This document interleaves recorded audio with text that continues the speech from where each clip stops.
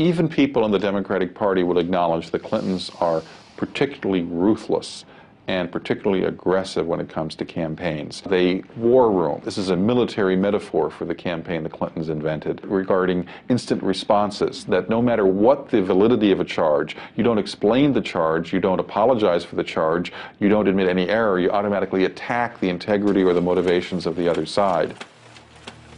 There are any number of things in the Clintons' political history that is worth recalling before you go in to vote for, potentially, for a Clinton, in this case, a Hillary Clinton. And it's a small example, but a telling one. When they turned on the travel office, where you had career civil servants doing a great job providing the travel service for the president and his staff, and they wanted to get a lackey friend in, they could have fired the guy in charge, but they accused him of a crime. They tried to ruin his life in order to be able to get him out and get their lackeys in. When the Clintons moved to 1600 Pennsylvania Avenue in 1993, White House veteran Billy Dale was the director of the travel office.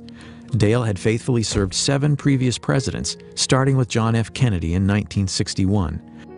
But Dale, who had actually voted for Clinton for president, would soon discover that business under the Clintons would not be business as usual.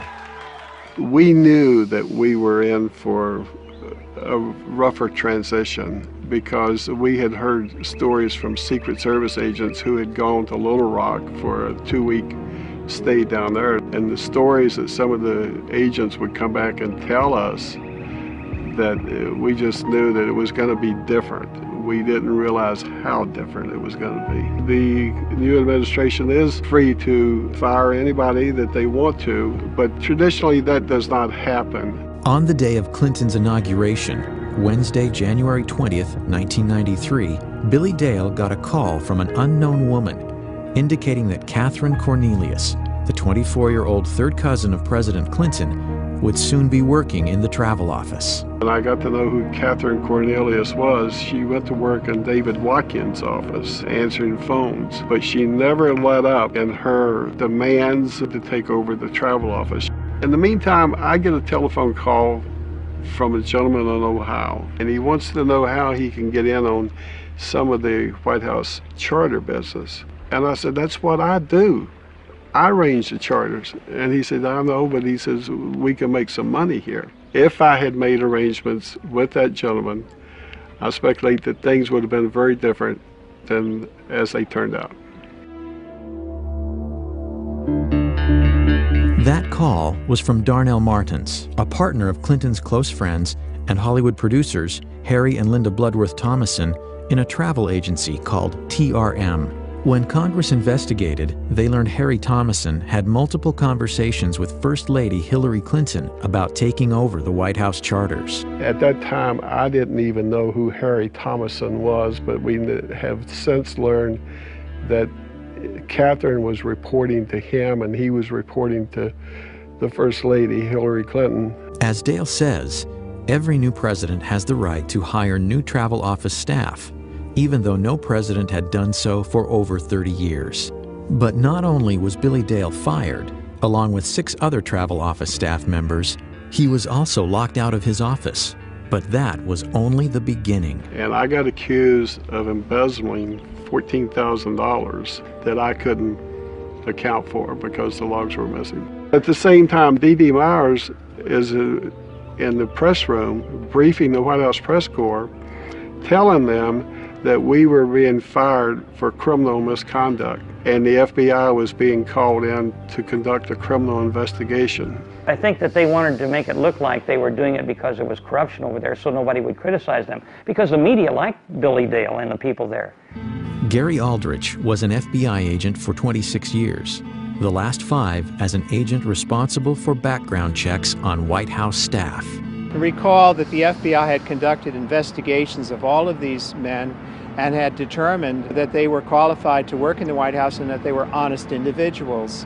I conducted some of those investigations. Billy Dale was humiliated and was accused of serious wrongdoing to the degree that they conduct a federal grand jury investigation and an indictment of him. I had dedicated 32 years of my life to this job and served faithfully to Democrats and Republicans alike. The experience was a major event in my career because it taught me that powerful politicians can misuse law enforcement authority almost whimsically. And because it was the First Lady ordering the investigation, well then charges have to be found.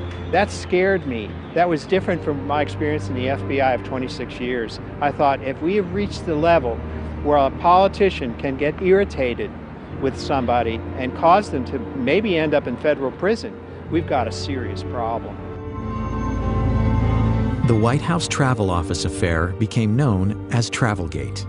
When Dale's legal bills to defend himself were estimated to run as much as $750,000, he considered a plea deal, a fine of $69,000, and a brief jail sentence. Blanche and I had been married for 38 years at that time. I decided that I would have to sell my home. Could I ask her to give up everything that we had worked for? The plea bargain seemed just that, a bargain in order to save himself and his family from the unending ordeal.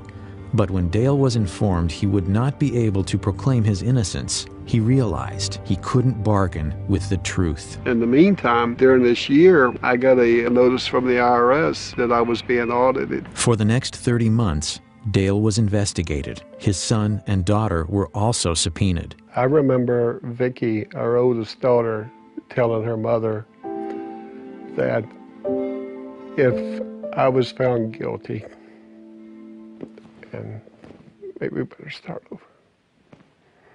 You were sent to jail for something you did.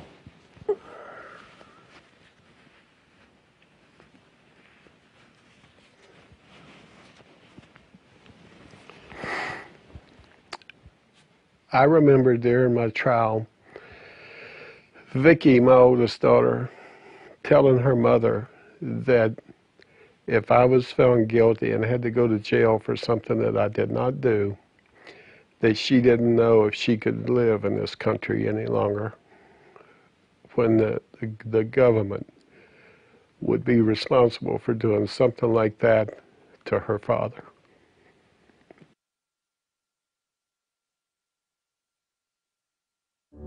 When the case went to trial in the fall of 1995, a procession of White House journalists volunteered to serve as character witnesses for Dale, including Britt Hume and Sam Donaldson.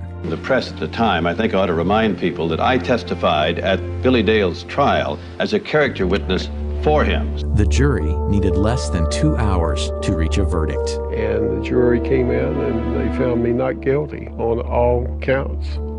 I laid my head down on the desk in front of me and cried.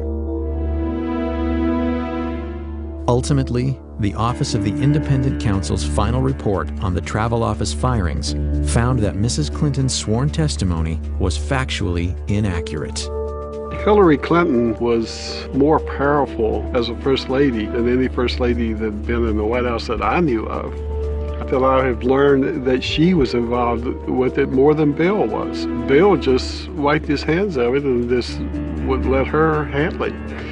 That's an example of the cynicism and the ruthlessness of the Clintons. And at the time, I think a lot of people thought that Hillary had at least as much to do with that as Bill did. What she did to the travel office, I mean, in a way, that is the most illustrative scandal because it was such an Evita Peron act of maliciousness toward these ordinary people. This guy running the travel office all these years, I'm getting them out, getting my rich Hollywood friends in.